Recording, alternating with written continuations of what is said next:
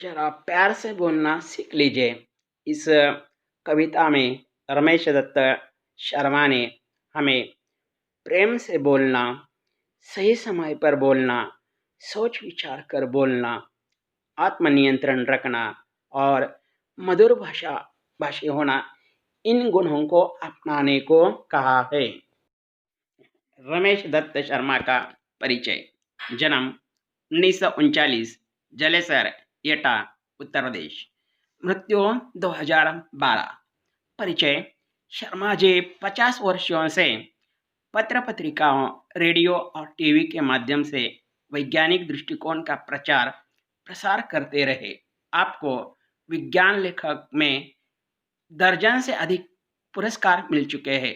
आप कक्षा 7वीं 8वीं से ही स्थानिक मुशायरों में चचा जलेसरी के नाम से शिरकत करने लगे थे। प्रस्तुत गजल के शेरों में शर्मा जी प्रेम से बोलना, सही समय पर बोलना, बोलने से पहले विचार करना, आत्मनियंत्रण रखना, मधुरभाषी होना आदि गुणों को अपनाने के लिए प्रेरित किया है। आपका मानना है कि हमेशा ओट सीकर बैठना उचित नहीं है। आवश्यकतानुसार आक्रोश प्रकट करना भी जरूरी है। वाणी में शहद घोलना सीख लीजिए। जरा प्यार से बोलना सीख लीजिए। चुप रहने के यारों बड़े फायदे हैं। जुबान वक्त पर खोलना सीख लीजिए। कुछ कहने से पहले जरा सोचिए। ख्यालों को खुद तोलना सीख लीजिए। तू तड़ाक हो या फिर हो तू मैं, आपने आपको टोकना सीख लीजिए। पटाखे की तरह फटने से पहले रोशनी के रंग घोलना सीख लीजिए।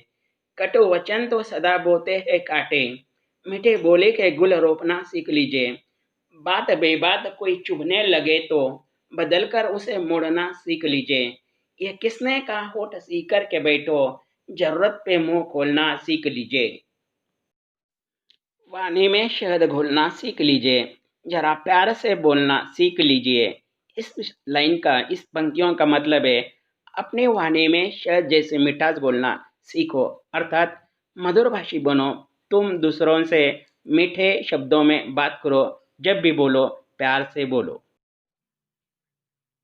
चुप रहने के यारों बड़े फायदे हैं। जुबान वक्त पर खोलना सीख लीजिए। जब आवश्यकता हो तभी बोलो। अनेक अवसरों पर आवश्यकता नहीं होती, तब भी हम सलाह मशवरा दिया करते हैं। दोस्तों, चुप रहने के अनेक फायदे हैं। कुछ कहने से पहले जरा सोचिए। ख्यालों का खुद तोलना सीख लीजिए। इसका मतलब है, किसी को कुछ कहने से पहले अपनी बात पर विचार करना और फिर बोलना सीखे। बोलने से पहले अपने शब्दों को तोलने की आदत बनाओ। तो तड़क हो या फिर हो तू मैं, आपने आपको टोकना सीख लीजिए। इस पंक्ति का मतलब है, इसलिए यदि बातचीत के दौरान वैचारिक मतभेद हो, एक दूसरे पर आरोप प्रत्यारोप की स्थिति उत्पन्न हो, तो आपने आपको टोक कर चुप रहना सीखो। पटाखे की तरह फटने से पहले रोशनी के रंग घोलना सीख लीजिए। इस पंक्तियों का मतलब है, किसी भी परिस्थिति में दूसरे पर क्रोध में फट पड़ने के स्थान पर प्यार का प्रकाश फैलाना उचित है, क्योंकि क्रोध की प्रतिक्रिया में क्रोध ही मिलेगा और बात हाथ से निकल जाएगी।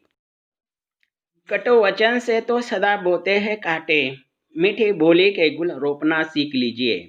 इसका मतलब है, कटु वचनों से कांटे ही मिलते हैं। कटु वचन ऐसे बीज है जिनके फलस्वरूप कांटों रूपी फसल ही मिलती है।